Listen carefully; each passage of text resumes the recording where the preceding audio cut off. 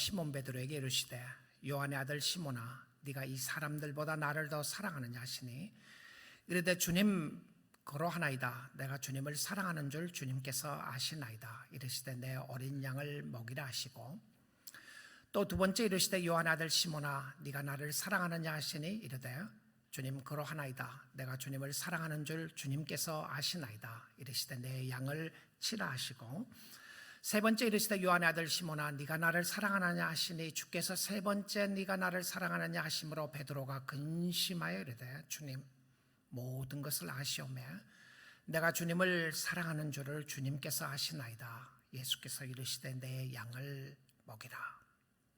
내가 진실로 진실로 내게 이르노니 내가 젊어서는 스스로 띠뛰고 원하는 곳으로 다녔거니와 늙어서는 내 팔을 벌리니 남이 네게 띠뛰고 원하지 아니하는 곳으로 데려가리라. 말씀을 하시면 베드로가 어떠한 죽음으로 하나님께 영광을 돌릴 것을 가르치심이로라. 이 말씀을 하시고 베드로에게 이르시되 나를 따르라 하시니 베드로가 돌이켜 예수께서 사랑하시는 그 제자가 따르는 것을 보니 그는 만찬석에서 예수의 품에 의지하여 주님을 파는 자가 누구오니까 묻던 자더라. 이에 베드로가 그를 보고 예수께 여짜오되 주님 이 사람은 어떻게 되겠사옵나이까? 예수께서 이르시되 내가 올 때까지 그를 머물게 하고자 할지라도 네게 무슨 상관이냐? 너는 나를 따르라 하시더라. 이 말씀이 형제들에게 나가서 그 제자는 죽지 아니하겠다 하였으나 예수의 말씀은 그가 죽지 않겠다 하신 것이 아니라 내가 올 때까지 그를 머물게 하고자 할지라도 네게 무슨 상관이냐 하신 것이라라. 아멘. 예수님은 죄인들을 사랑하십니다. 예수님은 실패한 자들을 외면하지 않습니다. 예수님은 죄인인 저와 여러분에게 찾아오셔서 사랑을 베풀어 주십니다. 절망과 좌절 가운데 있을 때에 예수님은 우리에게 소망을 주셨습니다. 오늘 이 시간에도 예수님은 성령과 하나님의 말씀으로 찾아오십니다. 여러분의 마음 문을 두드리고 계십니다. 오늘 절망 가운데 계십니까? 낙심하고 있습니까? 마음이 차갑습니까? 우울하십니까? 답답하십니까? 오늘 이 시간 예수님을 만나면 됩니다. 예수님이 여러분의 행복의 열쇠이기 때문에 그렇습니다. 예수님이 참으로 사랑했던, 예수님을 사랑한다고 고백했던 베드로는 예수님의 죽음을 며칠 앞두고, 아니 몇 시간 앞두고, 아마 그 전까지도 그는 끝까지 주님을 따르겠다고 고백했던 사람이었는데 불과 몇 시간을 앞두고 예수님을 3번이나 모른다고 부인하게 되었습니다. 그는 스스로 예수를 따름에 있어서는 가장 자신이 있었고 예수를 섬김에 있어서는 가장 잘 섬긴다고 자부심을 스스로 가졌던 사람이었는데 위험한 순간이 오니까 자신의 삶 속에 손해가 될 것 같고 예수를 안다는 것이 전혀 이익이 되지 않는다고 생각했을 때에 예수님을 배신하게 되었습니다. 부활하신 후 예수님은 그 제자에게 찾아가셔서 네가 나를 사랑하느냐라고 물으셨습니다. 그것도 3번이나 말입니다. 오늘 이 아침 시간에 예수님이 여러분에게 저에게 묻습니다. 네가 나를 사랑하느냐? Do you love me? 여러분 이 답에, 이 질문에 어떤 답을 하시고 싶으십니까? 신앙생활의 실패와 절망을 경험하고 인생의 쓴뿌리를 맛보고 있는 그 현장에 찾아오셔서 물으십니다. 네가 나를 사랑하느냐라고 말입니다. 교회 생활하다가 지치고 시험 들고 낙심되어 있고 코로나 팬데믹으로 인하여 정말 힘들고 어려운 과정을 겪어가고 있는 저와 여러분에게 물으십니다. 네가 나를 사랑하느냐라고 말입니다. 아픔과 고통 가운데, 알 수 없는 어려움 가운데, 힘들고 어려운 상황 속에서 찾아오셔서 첫사랑을 잊어버리고 마음대로 살고 있었던 사람들에게 찾아오셔서 네가 나를 사랑하느냐라고 물으십니다. 우리 사랑하는 성도 여러분, 답을 하시지 마십시오. 아니, 설교가 끝날 때까지 답하지 마세요. 너무 쉽게 내가 주님을 사랑한다고 고백하지 마시고요, 오늘 설교가 끝날 때까지 들어보시고 그리고 주님 앞에 답을 해보시면 좋겠습니다. 이해할 수 없고 알 수 없는 어려움 가운데 있는 우리에게, 무엇이 성공이고 무엇이 실패인지도 알지 못하는 우리에게, 신앙의 우선순위가 뒤바뀌어 있는 우리들에게 네가 나를 사랑하느냐라고 물어보시는 거예요. 자, 그런데 주님이 이 질문을 하셨을 때에 언제 어떤 배경에서 했느냐가 참 중요합니다. 본문 21장 15절을 한번 다시 보겠습니다. 그들이 조밥 먹은 후에 예수께서 시몬 베드로에게 이르시되 요한의 아들 시몬아, 내가 이 사람들보다 나를 더 사랑하느냐 이렇게 물으셨습니다. 그들이 아침 식사 이후에 물었습니다. 우리는 이 본문의 내용을 2주 전의 말씀을 통해서 잘 들어보게 되었습니다. 베드로는 친구 6명과 함께 고기 잡으러 갔는데 그날 저녁에 고기를 한 마리도 잡지 못했습니다. 그리고 그 순간 속에서 예수님은 그들에게 첫 번째 이렇게 물으셨어요. 애들아, 고기가 있느냐? 그리고 그들의 답은 없습니다라고 대답했어요. 그물을 배 오른편에 던지라, 두 번째 이야기였습니다. 배 오른편에 던졌더니 고기를 많이 잡을 수 있었고 153마리가 잡혔다라고 요한은 기록을 하고 있었습니다. 그리고는 육지로 올라와 보니까 숯불이 피어져 있었고 예수님은 생선을 이미 굽고 계셨습니다. 언제 생선을 어떻게 잡았는지 알지 못하지만 생선을 굽고 계셨고, 떡을 위에 올려놓고 떡을 준비해 놓고 아침 식사를 준비해 놓았습니다. 그리고 예수님의 세 번째 이야기가 와서 아침을 먹으라. 이것이 2주 전의 설교였습니다. 와서 조반을 먹으라. 예수님의 사랑에 예수님의 제자들은 아무 말을 할 수가 없었습니다. 와서 아침을 먹으라는 그 말에도 가서 아침을 먹을 수가 없었어요. 예수님 감사합니다. 예수님 잘 먹겠습니다. 예수님 이렇게 언제 생선을 잡으셨나요? 이런 말도 할 수가 없어서 멍하니 서로 쳐다보고 있었던 것 같아요. 그런 제자들에게 예수님이 찾아가셔서 직접 음식을 갖다 주셨다라고 요한복음에서는 기록을 하고 있습니다.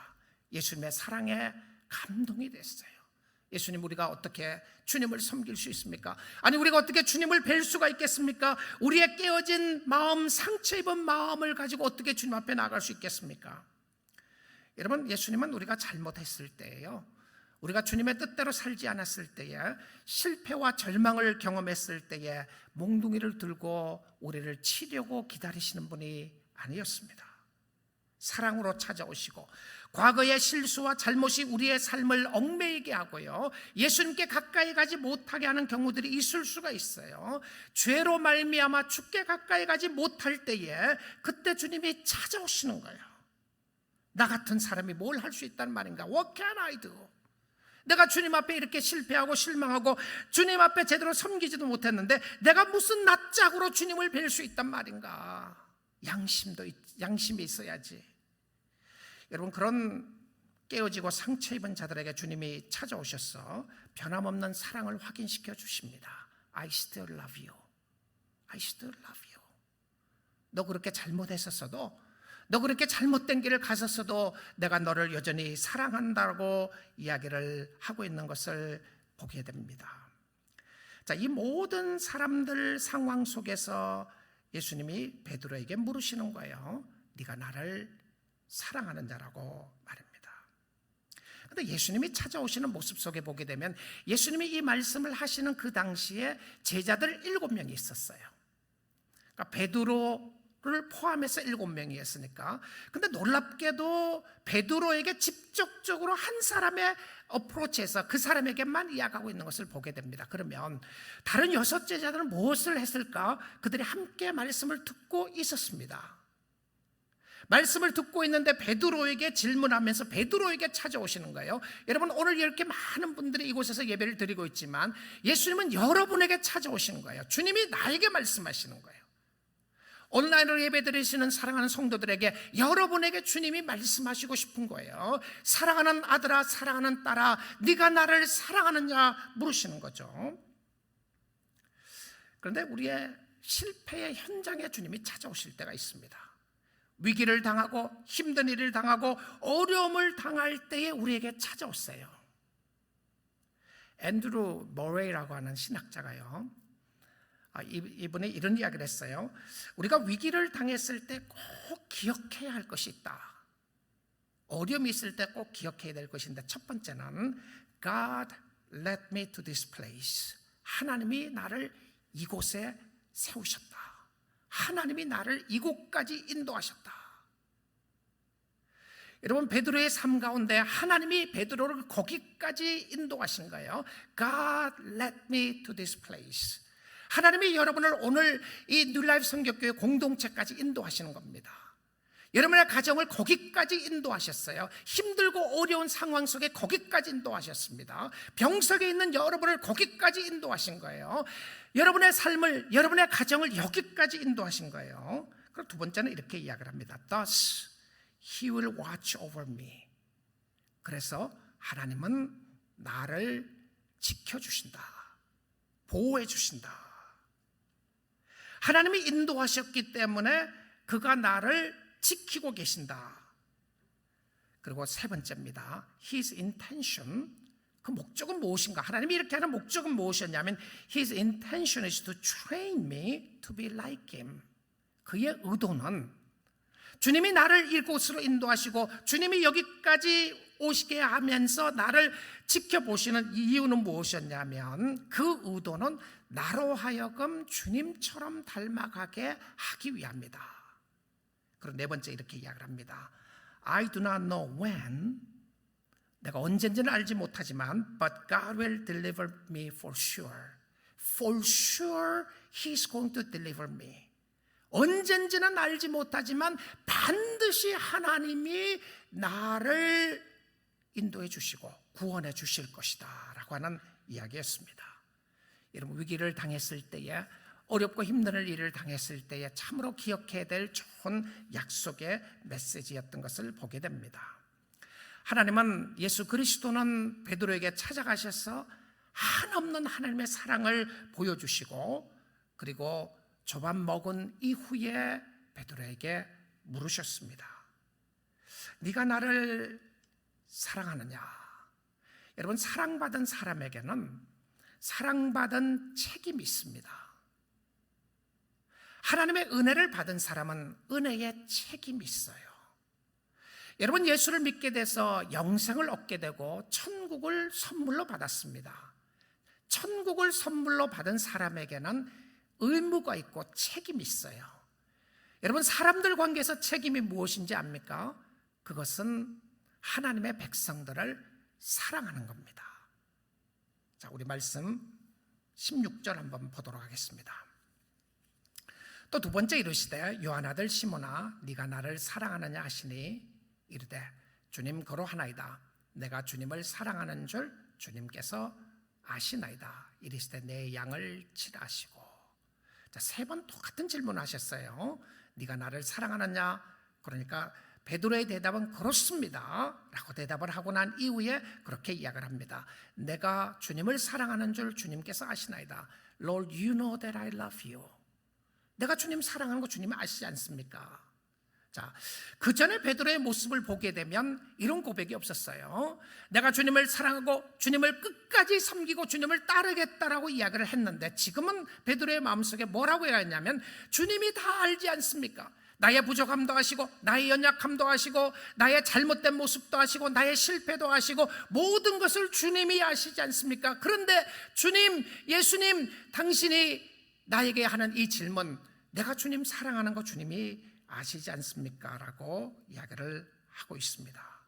그런데 주님이 왜 물어보시죠? 예수님 모르셨나요? 정말 주님이 아셨죠.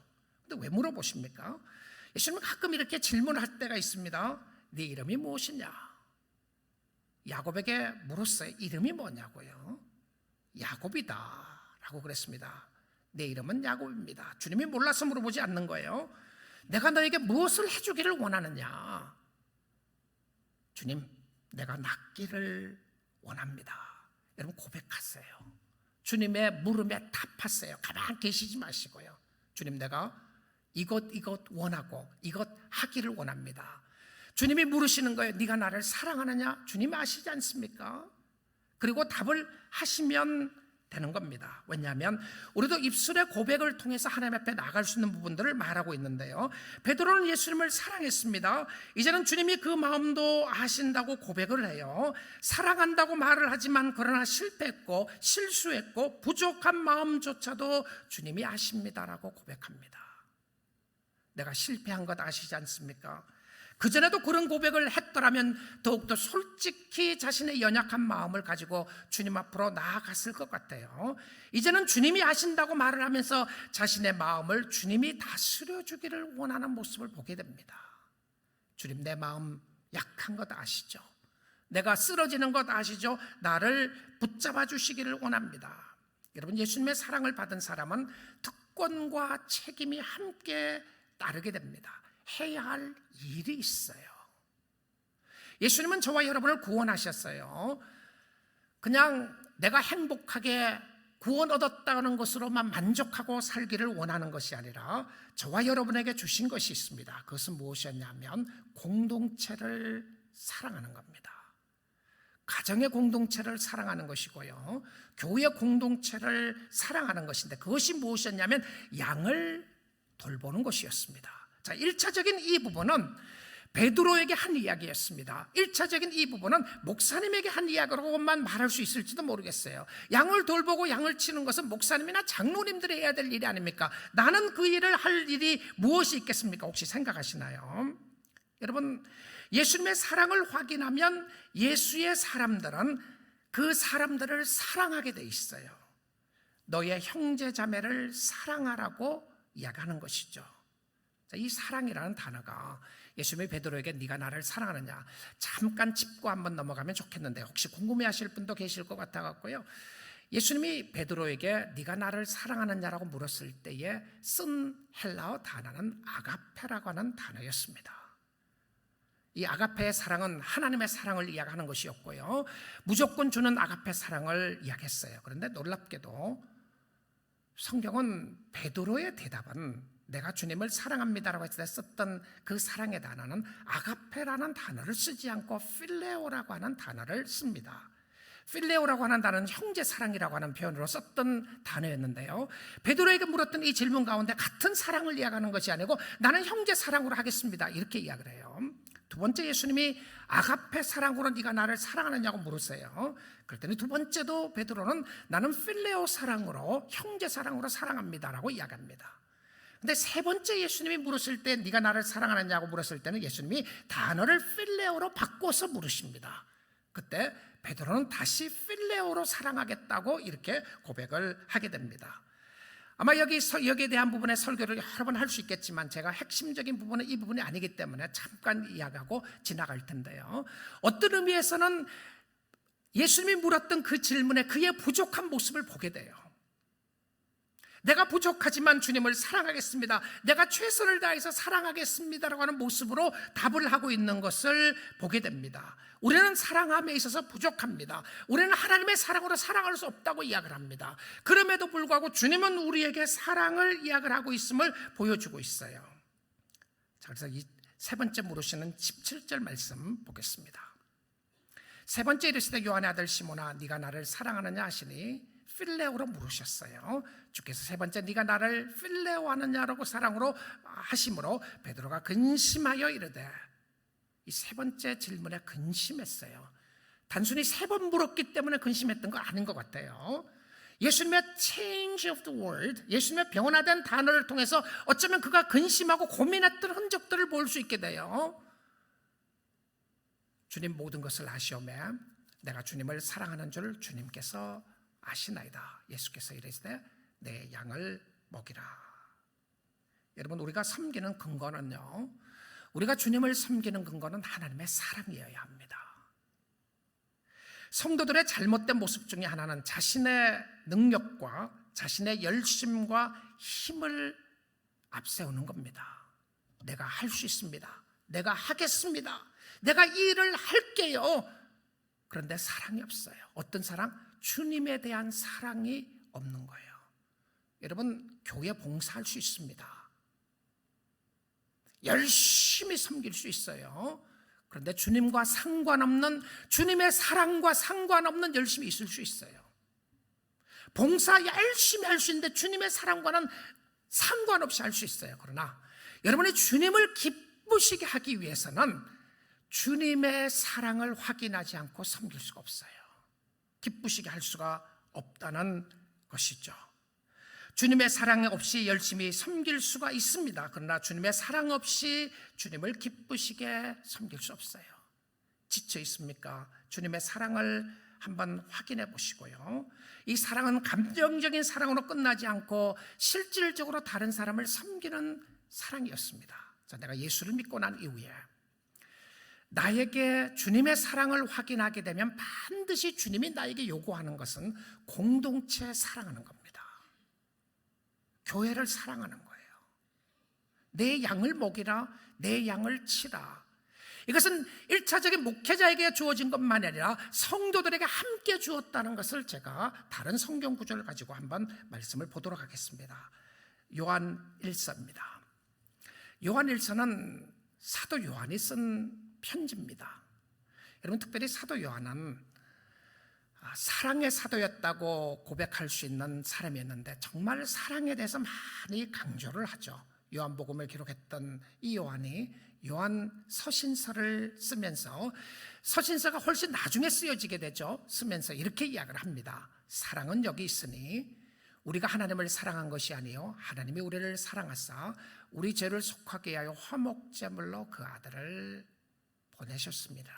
하나님의 사랑은 바로 이건데, 하나님의 사랑의 최고의 표현은 자기 아들을 보내서 우리로 말미암아 죽어 있었던 우리를 살리신 것이, 화목제물로 보내신 것이, 이것이 바로 사랑이다, 이렇게 이야기했어요. 그리고 11절 한번 보시면, 사랑하는 자들아 하나님이 이같이 우리를 사랑하셨은즉, 여러분 누구에게 이야기하는 것 같아요 이거요? 목사에게? 목사도 포함되고 장로님도 포함되고 우리 성도들 다 포함되죠. 사랑하는 자들아, Dear beloved, 교회에 쓴 편지였어요. 하나님이 이같이 우리를 사랑하셨은즉, 이같이 사랑했다는 사랑이 뭐죠? 대속의 사랑이었습니다. 죽어 있었던 나를 살리는데, 죽어 있었던 저만 살린 게 아니고, 목사만 살린 게 아니고 여러분도 죽어 있었던 여러분을 다 살리셨잖아요. 하나님이 이같이 우리를 사랑하셨은즉 우리도 서로 사랑하는 것이 마땅하도다. 요한복음을 기록한 사도 요한이 요한 1서, 2서, 3서를 쓰는데 이때 쓴 단어는 전부 다 아가페라고 하는 단어를 씁니다. 필레오라고 하는 단어를 쓰지 않고요, 서로 사랑함에 있어서도 아가페라고 하는 단어를 다 사용해서 서로 사랑할 것을 말하고 있음을 보여주고 있다는 것입니다. 사랑을 확인한 사람은 성도들을 사랑하는 사람이었습니다. 자, 근데 사랑받은 사람은 예수님과 관계에서 무엇을 해야 하는지를 보는데요, 여러분 오늘 17절까지 이렇게 보시면 여기에서 성경 그 마무리를 해도 될 것 같아요. 그리고는 24절에 가서 마무리를 해도 될 것 같다는 생각이 듭니다. 근데 성경은 계속해서 연결해서 이야기를 하고 있음을 보고 있습니다.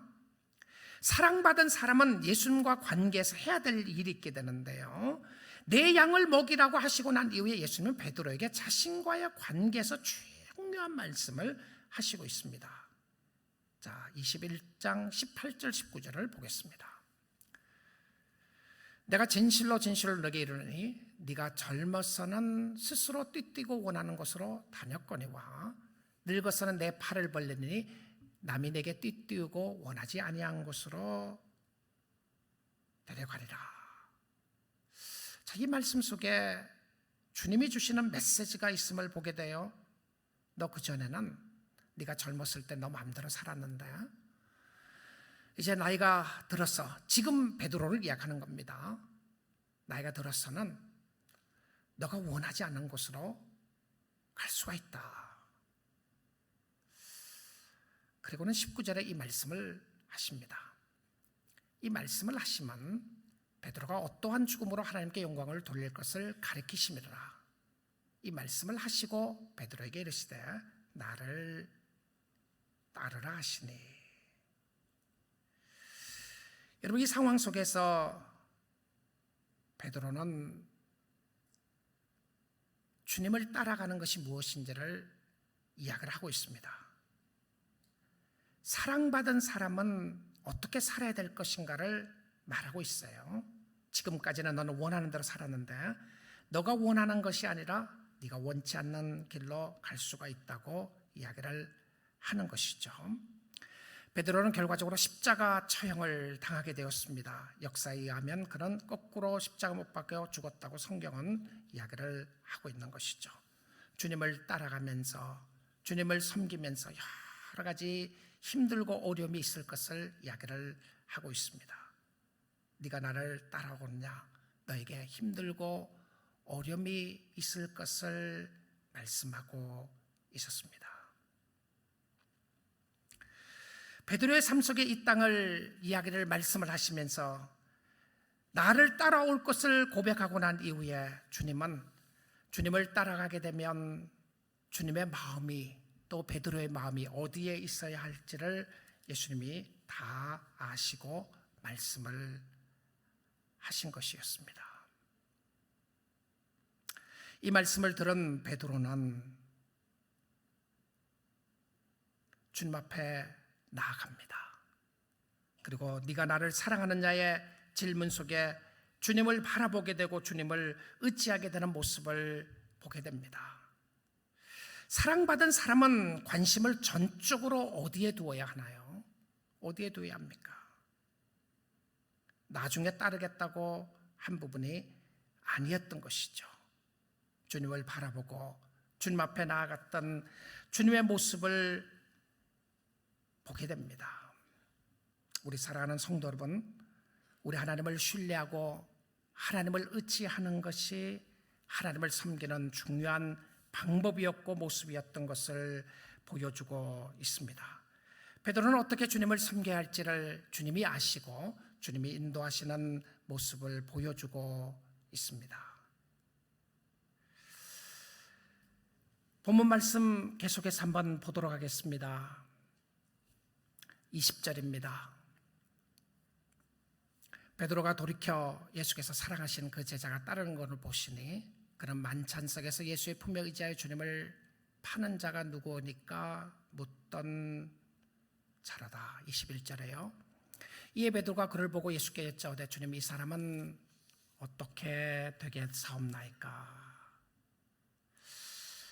예수님은 베드로에게 이 질문을 하시는 겁니다. 베드로에게 있었던 하나님의 사랑과 하나님의 은혜를 바라보게 되면서 주님은 어떻게 그가 주님을 섬겨야 할지를 보여주고 있는 사람을 보고 있습니다. 그리고는 그렇게 어떻게 주님을 따라야 할지를 계속해서 이야기를 해주고 있던 모습을 보는 겁니다. 주님을 따르겠다고, 죽기까지 따르겠다고 고백하고 주님을 따라갔는데, 그런데 그의 고백은 주님, 나는 주님을 따름에 있어서 내가 어떻게 주님을 섬겨야 될 것입니까? 라고 하는 고백을 하고 있는 것을 보게 됩니다. 우리 21절, 22절을 한번 보도록 하겠습니다. 예수께서 이르시되 네가 올 때까지 그를 머물고자 할지라도 내게 무슨 상관이냐? 너는 나를 따르라 하시더라. 자, 이 상황 속에서요, 그의 마음이 산만해지고 있는 것을 보게 돼요. 예수님, 내가 주님을 따르겠습니다. 주님을 섬기겠습니다. 그런데 그의 관심 속에는 무엇을 이야기를 하고 있냐면, 왜 저 사람은 따르지 않습니까? 왜 저 사람은 섬기지 않습니까? 저 사람은 어떻게 된 겁니까? 주님의 대답은요, 우리의 자신들이 주님을 보기를 원하는 것을 말해주고 있습니다.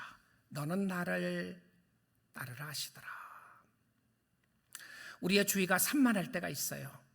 주님, 저 사람은 어떻게 된 거죠? 왜 저 사람은 따르지 않습니까? 저 사람에게는 어떤 모습이 있습니까? 라고 말할 수가 있는데, 주님의 고백은 너는 나를 따르라라고 이야기를 하고 있습니다. 여러분은 주님을 따르고 있으시나요? 주님을 보고 있습니까? 저 사람은 오래 살 수도 있고, 저 사람은 그렇지 않을 수도 있고, 저 사람은 힘든 일을 당할 수도 있고, 저 사람은 아닐 수도 있는데, 그러나 우리는 어떤 모습으로 주님을 섬겨야 될 것인가를 보여주고 있는 말씀이었습니다. 그게 너에게 무슨 상관이냐? 자, 오늘 이 말씀을 통해서 잘 살펴보시면 예수님이 하시는 대답 질문 속에 베드로가 예수님을 피하고 있는 모습을 보게 돼요. 자, 너는 나를 따르라고 이야기를 하니까 베드로의 고백 속에 나타났던 것은 무엇이었냐면 예수님의 대답을 피합니다. 그리고는 옆 사람에게 이야기를 하면서 저 사람은 어떻게 될 것이냐고 물어봐요. 여러분, 우리가 신앙생활 하다 보면 사이드 트랙 할 때가 많이 있습니다. 주님은 여러분에게 너는 나를 따르라, 너는 나를 섬기라고 이야기를 하는데 우리는 자꾸 딴 사람들 보고 있어요. 다른 사람 생각해요. 왜 저 집사는 일 안 합니까? 왜 저 장로님은 일 안 하죠? 왜 저 사람은 일 안 하고 나에게만 일하라고 이야기를 하시나요? 왜 나에게만 말씀하시죠? 그러니까 주님이 그 사람에게 하는 이야기가 너는 나를 따르라, 상관하지 말고 너는 나를 따르라라고 이야기를 하고 있습니다. 우리 사랑하는 성도 여러분, 우리는 주님을 섬기다가 사람들 때문에 시험 들 때가 있어요. 힘들고 어려울 때가 있습니다. 여러분, 이 말씀을 생각해 보게 되면요, 베드로가 이 상황 속에서 예수님의 사랑을 확인했어요. 그렇죠? 그리고 예수님은 베드로에게 사랑을 확인했습니다. 네가 나를 사랑하느냐고 물어보시고요, 베드로의 답은 주님을 사랑한다고 고백을 했어요. 그리고는 주님을 따라갈 것을 이야기를 하면서 그 따름에 대한 대가를 말하고 있었어요. 힘들고 어려운 부분이 있을 수가 있다는 것이죠. 주님을 따라가면서 어려운 부분들이 있을 것을 말하면서 우리의 관점은 어디에 두어야 할 것인가를 이야기해 주고 있습니다. 여러분, 여러분의 관점과 초점을 어디에 두어셔야 하나요? 우리는 자꾸 사이드 트랙하게 됩니다. 왜 저 사람은 안 섬기죠? 왜 저 사람은 봉사 안 하나요? 왜 저 사람은 저렇게 사는데 잘 됩니까? 주님이 오늘 저와 여러분에게 물으시는 거예요. 너는 나를 따르라. 너는 나를 따르라. 우리 사랑하는 성도 여러분, 하나님의 최종적인 관심은 여러분에게 있습니다. 그리고 여러분에게 말씀하시는 거죠. 너는 나를 따르라. 사람들 때문에 시험에 드셨나요? 교회를 섬기면서 시험에 드셨습니까? 그래서 안 따르시려고 하시나요? 주님 보시고 주님 따라가십시오. 십자가의 길이고 주님이 주시는 길이고 생명의 길이었고 하나님이 주시는 놀라운 모습 가운데 보여주신 하나님의 길이었습니다. 우리 사랑하는 성도 여러분, 주님을 따르면서 어떤 사람은 더 잘 살 수가 있고, 주님을 따르면서 어떤 사람은 오래 살 수가 있고, 주님을 따르면서 어떤 사람은 가난하게 살 수도 있고, 어떤 사람은 일찍 죽을 수도 있습니다. 우리가 주님을 섬김에 있어서 대가를 이 땅에서 다 받지 않아요. 영원한 세상에서 우리는 대가를 다 받게 될 것입니다. 그래서 상급을 주시는 주님을 바라보면서 주님을 섬겨야 한다는 사실입니다. 십자가의 길을 여러분이 가셔야 합니다. 다른 사람이 아무도 가지 않는다고 할지라도 오늘 이 자리에서 예배드리고 있는 여러분에게, 말씀을 듣고 계시는 여러분에게 물으시는 거예요. 너는 나를 따르라. 베드로의 관심은 다른 데 있었어요. 저 사람은 어떻게 되죠? 왜 저 사람은 안 따릅니까? 예수님의 대답은 너는 나를 따르라는 것이었습니다. 그리고는 오늘 또 이 시간에도 물어보시는 거예요. 너는 나를 사랑하느냐? 여러분의 답은 어떻습니까? 여러분이 이 하나님 앞에 어떤 답을 하시기를 원하십니까? 네가 나를 사랑하느냐의 고백 속에 하나님의 은혜와 축복이 한량없는 사랑이 있었는데 그 사랑에 감격하여 오늘 다시 한번 주님을 섬기고 주님을 따라가는 여러분 될 수 있기를 주님의 이름으로 축복드립니다.